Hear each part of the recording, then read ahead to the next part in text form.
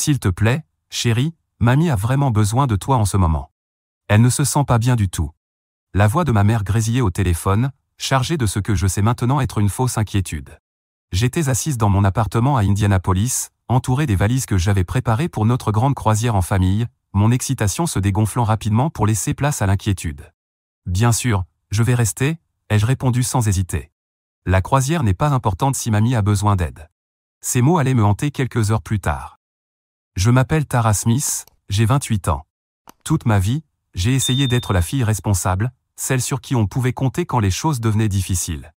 Mais cette dévotion envers ma famille allait être mise à l'épreuve d'une manière que je n'aurais jamais imaginée. J'attendais cette croisière avec impatience depuis des mois. C'était censé être nos premières vraies vacances en famille depuis des années, mes parents, ma sœur cadette Emma, et quelques autres proches. J'avais même pris des congés au travail et acheté de nouveaux vêtements d'été. Mais quand maman a appelé en disant que grand-mère était à l'hôpital, je n'ai pas hésité une seconde à annuler. Ce soir-là, alors que je me rendais à l'hôpital en voiture, mon téléphone a vibré avec une notification. Emma avait posté quelque chose sur les réseaux sociaux. Mon cœur s'est arrêté en voyant l'image, toute ma famille à bord du navire de croisière, verre de champagne levé dans une ambiance festive. Meilleures vacances de toutes. Tellement béni d'avoir une famille aussi incroyable. #vie de croisière #moment en famille, disait la légende. Je me suis arrêté sur le bas-côté, les mains tremblantes, fixant la photo. Ils étaient tous là, maman, papa, Emma, mes oncles et tantes, tous souriant sur le pont du navire. Ils m'avaient menti. Ils m'avaient volontairement exclu des vacances en famille, en utilisant ma grand-mère adorée comme prétexte. Quand je suis enfin arrivé à l'hôpital, il n'y avait aucune trace de l'admission de ma grand-mère. Mes appels à mes parents allaient directement sur la messagerie. Emma m'avait bloqué sur les réseaux sociaux quelques minutes seulement après que j'ai vu sa publication. La trahison m'a frappé comme un coup physique, me coupant le souffle. J'ai conduit jusqu'à la maison de grand-mère, les larmes brouillant ma vue. À ma surprise, les lumières étaient allumées. Quand j'ai frappé, elle a ouvert la porte, en parfaite santé et visiblement confuse de me voir dans un tel état. « Tara ? Qu'est-ce qu'il y a, ma chérie ?» demanda-t-elle en me prenant dans ses bras. Le parfum familier de lavande qu'elle portait a ravivé mes larmes. Tandis que nous étions assises dans son salon chaleureux, la vérité s'est déversée. La croisière, les mensonges, la publication sur les réseaux sociaux qui avaient détruit mon monde. Je ne comprends pas, ai-je dit en essuyant mes yeux. Pourquoi m'ont-ils fait ça? Pourquoi mentir sur ta maladie? Le visage de grand-mère s'assombrit de déception. Elle nous avait toujours traités, Emma et moi, de manière équitable, mais mes parents, c'était une autre histoire. En grandissant à Indianapolis, j'avais vu mes parents favoriser constamment ma sœur. Quand Emma voulait prendre des cours de danse, ils trouvaient l'argent. Quand j'avais besoin d'aide pour payer l'université, j'avais dû contracter des prêts. Je pensais à toutes les fois où j'étais venu voir grand-mère au fil des années, l'aidant pour les courses, l'emmenant à ses rendez-vous médicaux, ou simplement en feuilletant de vieux albums photos avec elle. Emma ne passait que rarement, et seulement quand elle avait besoin de quelque chose, généralement de l'argent. Et pourtant, aux yeux de mes parents, elle restait l'enfant chéri. Ta mère m'a appelé la semaine dernière, révéla grand-mère, la voix serrée de colère. Elle m'a demandé de faire semblant si tu passais, de prétendre que j'étais à l'hôpital. J'ai refusé, bien sûr. Je ne savais pas qu'ils iraient jusqu'au bout de leur plan. Les billets de croisière n'avaient pas été donnés, près de 2000 $ par personne pour une semaine dans les Caraïbes. J'avais économisé pendant des mois pour me le permettre, prenant des heures supplémentaires au cabinet comptable où je travaille. Maintenant, je me demandais s'ils avaient prévu de m'exclure depuis le début, si l'argent de mon billet avait servi à payer la cabine de quelqu'un d'autre. Tu sais ce qui fait le plus mal? Ai-je dit en regardant mes mains. Ils n'avaient même pas besoin d'une excuse élaborée. Ils auraient simplement pu me dire qu'ils ne voulaient pas que je vienne. À la place, ils t'ont utilisé, sachant à quel point je tiens à toi, pour me manipuler. Grand-mère me prit la main, sa poigne étonnamment ferme. Parfois, les gens te montrent exactement qui ils sont, même quand ils pensent le cacher, dit-elle d'un ton sage. La question, c'est, que vas-tu faire de ce que tu sais maintenant? Je la regardais, voyant une lueur farouche et déterminée dans ses yeux. Ce que je ne savais pas encore, c'est que grand-mère observait les dynamiques familiales de bien plus près que nous ne l'imaginions tous, et qu'elle avait ses propres plans. Alors que j'étais assise avec elle dans le salon, mon téléphone vibra de nouveau. Cette fois, c'était un message groupé de ma cousine Nina, qui ne savait pas que j'avais été exclu de la croisière. Elle avait voulu envoyer des photos de vacances dans le chat familial, sans se rendre compte que je n'étais pas censé les voir. Mon cœur se serra tandis que je défilais les images. Emma portait la robe d'été que je l'avais aidée à choisir pour le voyage. Mes parents se prélassaient près de la piscine, un cocktail à la main. Toute la famille réunie pour un dîner formel, tous habillés avec élégance et riant ensemble. Mais ce qui attira mon attention fut le collier en diamant de ma mère, celui que grand-mère lui avait offert des années plus tôt, et qui devait être transmis à ses 2 filles pour leurs 30 ans. Elle l'a déjà donné à Emma, pas vrai? Ai-je demandé en montrant la photo à grand-mère. Même si je suis l'aîné, même si nous étions censés le partager. Grand-mère se pencha pour mieux voir l'image, son expression se durcissant. Ce collier est dans notre famille depuis 3 générations, dit-elle doucement. Ton arrière-grand-mère a partagé ses bijoux équitablement entre ses filles. C'est pour ça que je l'ai donné à ta mère avec des instructions précises. Puis grand-mère révéla quelque chose qui me glaça le sang. La croisière n'avait pas du tout été payée avec l'argent de mes parents. 2 mois auparavant, elle leur avait donné 15 000 $ pour organiser des vacances familiales, en précisant clairement que c'était pour nous tous. Au lieu de cela, ils avaient utilisé ma part pour améliorer leur propre cabine et réserver des excursions supplémentaires. J'ai observé, continua grand-mère, sa voix lourde de déception. Pendant des années, j'ai vu comment ils te traitaient différemment. Je gardais l'espoir qu'ils changeraient, qu'ils se rendraient compte de ce qu'ils faisaient. Mais ça, c'est la goutte d'eau qui fait déborder le vase. Elle se leva et se dirigea vers son bureau, tirant une grande enveloppe en papier craft. Je n'allais pas te montrer ça tout de suite, mais tu dois savoir. J'ai gardé des traces chaque fois qu'ils ont favorisé Emma, chaque fois qu'ils ont profité de ta gentillesse, chaque centime qu'ils ont dépensé différemment entre vous deux. À l'intérieur de l'enveloppe se trouvaient des relevés bancaires, des photos, des emails, et des notes manuscrites couvrant des années. Mes mains tremblaient en les lisant. La vérité était là, noir sur blanc. Le schéma de favoritisme n'était pas dans ma tête. Il était calculé, constant, et délibéré. Mais pourquoi? Chuchotais-je. Le poids des années de manipulation mentale et de déni s'effondrait autour de moi. Pourquoi m'ont-ils toujours fait croire que j'inventais tout? Les yeux de grand-mère brillèrent d'une détermination que je ne lui avais jamais vue. Parce que c'est ce que font les gens quand ils savent qu'ils ont tort. Ils essaient de te faire douter de toi. Mais plus maintenant, Tara. Plus maintenant. La croisière familiale devait durer 7 jours. Le lendemain matin, alors que j'étais assise dans mon appartement à Indianapolis, en train de passer en revue les documents de grand-mère, mon téléphone s'alluma avec un message d'Emma. Maman dit que tu racontes des mensonges sur nous. Pourquoi tu ne peux jamais être simplement heureuse au lieu d'essayer de tout gâcher? Je fixais le message, la colère montant en moi. Ils essayaient encore de faire de moi la méchante, même après ce qu'ils avaient fait. Au lieu de répondre à Emma, je fis quelque chose que je n'avais jamais osé faire auparavant. Je publiai la vérité sur les réseaux sociaux. C'est drôle comme mentir sur l'hospitalisation de ma grand-mère juste pour m'exclure d'un voyage en famille fait soudainement de moi le problème, écrivis-je, en joignant la photo de meilleures vacances d'Emma. Encore plus drôle, la croisière a été payée avec de l'argent censé inclure tout le monde. En quelques minutes, ma publication explosa en réaction. Des amis de la famille qui nous connaissaient depuis des années exprimèrent leur choc. Mes cousins, qui ne connaissaient pas toute l'histoire, commencèrent à m'écrire en privé, partageant leurs propres observations sur la façon dont j'avais été traité différemment au fil des années. Puis mon père appela. Je faillis ne pas répondre, mais les mots de grand-mère résonnaient dans mon esprit. Tiens bon. Tu n'as rien fait de mal. Supprime ce poste immédiatement, ordonna-t-il, sa voix glaciale. Tu fais honte à cette famille. Non papa. C'est toi qui as fait honte à cette famille quand tu as menti sur l'état de santé de grand-mère, quand tu as pris son argent, un argent destiné à nous tous, pour m'exclure.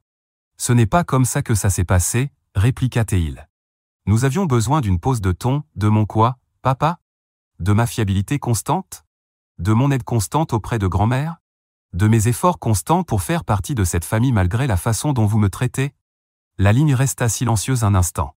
Quand il parla de nouveau, sa voix avait changé, menaçante. Si tu ne supprimes pas ce poste et ne présentes pas des excuses publiques pour tes mensonges, tu vas le regretter. Tu n'as aucune idée de ce qui est en jeu. Tu me menaces?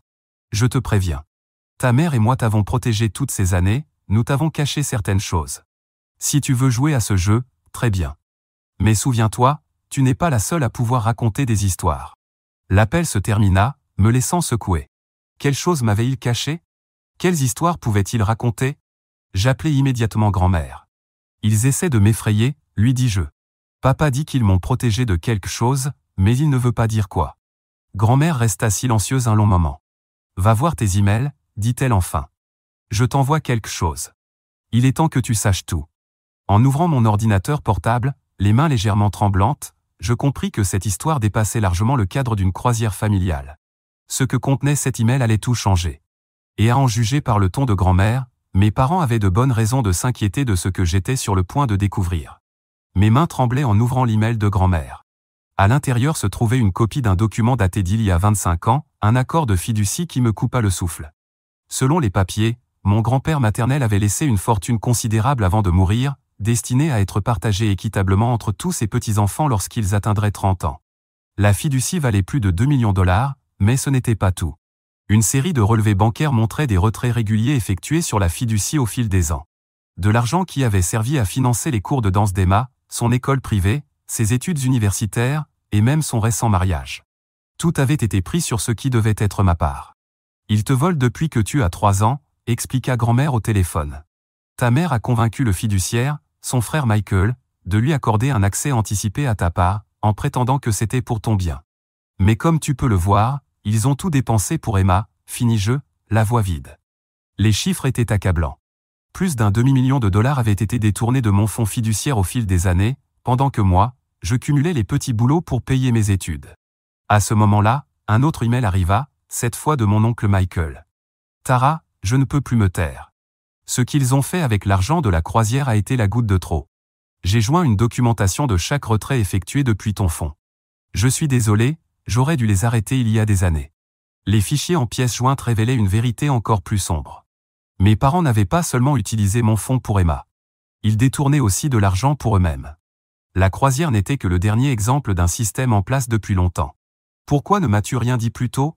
Demandai-je à grand-mère, essayant d'assimiler l'ampleur de la trahison. Je n'ai découvert l'étendue du problème que récemment, répondit-elle. Quand j'ai confronté ta mère le mois dernier, elle a juré qu'il rembourserait tout. C'est à ce moment-là que je leur ai donné l'argent de la croisière. C'était un test, Tara. Je voulais voir s'ils allaient enfin faire ce qu'il fallait. Et ils ont échoué lamentablement, dis-je avec amertume. Oui. Mais leur échec nous a donné exactement ce qu'il nous fallait, des preuves.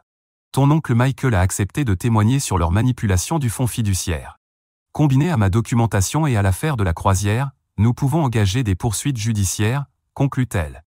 Une vague de détermination remplaça mon choc.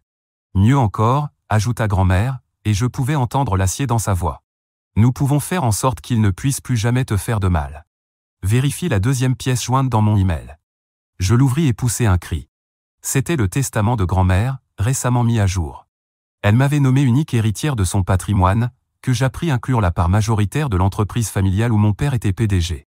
Ils vont bientôt découvrir, dit fermement grand-mère, que leurs actes ont des conséquences. Le lendemain matin, je rencontrai mon oncle Michael dans un café du centre-ville d'Indianapolis. Les cernes sous ses yeux montraient qu'il n'avait pas beaucoup dormi, et ses mains tremblaient légèrement lorsqu'il me tendit un gros dossier. Voici des copies de tous les documents, chaque transaction, dit-il calmement. J'ai déjà tout envoyé à l'avocat de la famille. Tes parents, ils vont tenter de se défendre, Tara. Ils m'ont déjà appelé 6 fois depuis que j'ai envoyé cet email. Et qu'est-ce qu'ils disent ? Demandai-je en feuilletant les preuves accablantes d'années de manipulation financière. Ils prétendent avoir agi dans ton intérêt, qu'ils voulaient te protéger d'avoir trop d'argent trop jeune. Il secoua la tête avec dégoût. Mais j'ai découvert autre chose, quelque chose qu'ils ignorent que je sais. Il sortit un autre document, montrant une série de transferts récents vers un compte offshore. Il prévoit de quitter le pays, Tara. Il déplace de l'argent, se prépare à quelque chose. La croisière n'était pas juste des vacances, c'était un test. Il voulait voir si leur passeport allait déclencher des alertes. Mon sang se glaça. Il compte fuir ? Avec ce qui reste de ton fonds. Et Emma est impliquée. Elle les aide à créer des comptes à son nom pour cacher l'argent. À ce moment-là, mon téléphone vibra. Un message d'Emma, je sais ce que tu fais. T'as toujours été jalouse de moi, et maintenant tu veux tout gâcher. Eh bien, devine quoi ? C'est trop tard. Quand tu comprendras, on sera déjà parti, et tu n'auras plus rien. Je montrai le message à l'oncle Michael, dont le visage pâlit. Il bouge plus vite que je ne le pensais. Il faut agir maintenant. J'appelai immédiatement grand-mère. Elle répondit dès la première sonnerie, comme si elle attendait l'appel. Ils sont au siège de l'entreprise familiale en ce moment, dit-elle sans détour. Ton père vide son bureau. La sécurité vient de m'appeler. Peuvent-ils l'en empêcher ? Mieux. J'ai déjà appelé la police et la division des crimes financiers du FBI. Ils sont en route. Mais Tara, elle marqua une pause. Tu dois y aller. Tu es désormais l'actionnaire majoritaire. Les papiers ont été enregistrés ce matin. Je me levai d'un bond, ma chaise raclant le sol. Ils ne le savent pas encore, n'est-ce pas ? Non, et c'est notre avantage. Va là-bas avant qu'ils ne détruisent des preuves. La documentation de Michael prouve le vol, mais il y a peut-être encore plus à découvrir. Alors que je me précipitais vers ma voiture, un autre message arriva, cette fois de ma mère. Espèce d'ingrate. Après tout ce qu'on a fait pour toi, tu vas le regretter. Mais pour la première fois, leurs menaces ne m'effrayaient plus. J'avais la vérité de mon côté, et plus important encore, je n'avais plus rien à perdre. J'arrivais au siège de l'entreprise familiale juste au moment où mes parents sortaient, portant des cartons du bureau de mon père. Emma était avec eux, l'air nerveux, regardant autour d'elle. Ils se figèrent en me voyant sortir de ma voiture. « Qu'est-ce que tu fais ici ?» exigea mon père, tentant de conserver son ton autoritaire de PDG. Mais je voyais la peur dans ses yeux. « C'est drôle, j'étais sur le point de te poser la même question, répondis-je calmement, surtout que tu es en train d'enlever des objets de ma société sans autorisation. » Ta société, ricana Emma. De quoi parles-tu? Je levai mon téléphone, affichant les documents de propriété. Grand-ma m'a transféré ses actions de contrôle ce matin. Et en tant que nouvel actionnaire majoritaire, je suis très intéressé par ces boîtes que tu portes. Contiennent-elles par hasard des preuves de ce que tu as fait de mon fonds en fiducie? Le visage de ma mère devint pâle. Derrière elle, des voitures de police entrèrent dans le parking, feu clignotant. Des agents du FBI sortirent de véhicules non marqués, et je vis la voiture de mon oncle Michael arriver avec grand-ma à bord. « Tu ne comprends pas » supplia ma mère, sa voix tremblante. « Tout ce que nous avons fait, c'était pour cette famille. »« Non » la corrigeai-je. « Tout ce que vous avez fait, c'était pour Emma. Et maintenant, tu comptes t'enfuir avec ce qu'il reste de mon argent. » Je me tournai vers ma sœur. « As-tu apprécié la croisière, Emma? Ça en valait la peine ?» Les agents du FBI s'approchèrent tandis qu'Emma éclatait en sanglots. Mon père tenta de la tirer loin, mais il était trop tard. La vérité les avait enfin rattrapés. 3 mois plus tard, je me trouvais dans le jardin de grand-ma à Indianapolis, observant les feuilles d'automne tomber pendant que nous partagions notre café du matin. L'enquête du FBI avait révélé bien plus que ce que nous avions suspecté. Mes parents n'avaient pas seulement détourné de l'argent de mon fonds en fiducie, mais aussi de l'entreprise. Ils faisaient désormais face à des accusations fédérales, ainsi qu'à des poursuites civiles de la part des actionnaires. Emma avait accepté de témoigner en échange de l'immunité. Elle s'était installée dans le Minnesota, enfin forcée de subvenir à ses besoins sans le soutien financier de nos parents. Son dernier message à moi était une longue excuse, mais certaines blessures sont trop profondes pour être guéries par de simples mots. « Tu sais, » dit grand-ma, en sirotant son café, « ton grand-père serait fier de la façon dont tu as géré tout ça. Il disait toujours que l'argent révèle le vrai caractère des gens. » Je hochai la tête, pensant aux changements que j'avais mis en place dans l'entreprise. Sous ma direction, nous avions instauré un programme de bourse pour les enfants des employés et créé un système financier plus transparent. L'entreprise prospérait, bâtie sur l'intégrité plutôt que sur la tromperie. Je n'avais jamais voulu tout cela, avouai-je. Je voulais juste être traité de manière équitable. Grand-ma tendit la main et serra la mienne. Parfois, les plus grandes bénédictions de la vie se cachent sous les plus grands défis. Tu as transformé leur trahison en quelque chose de positif. Elle avait raison. J'avais trouvé ma force, mon but et, surtout, ma propre valeur. Cette croisière qu'ils ont faite sans moi. Ce n'était pas les vacances de toute une vie après tout. C'était le début de leur chute et le commencement de ma nouvelle vie.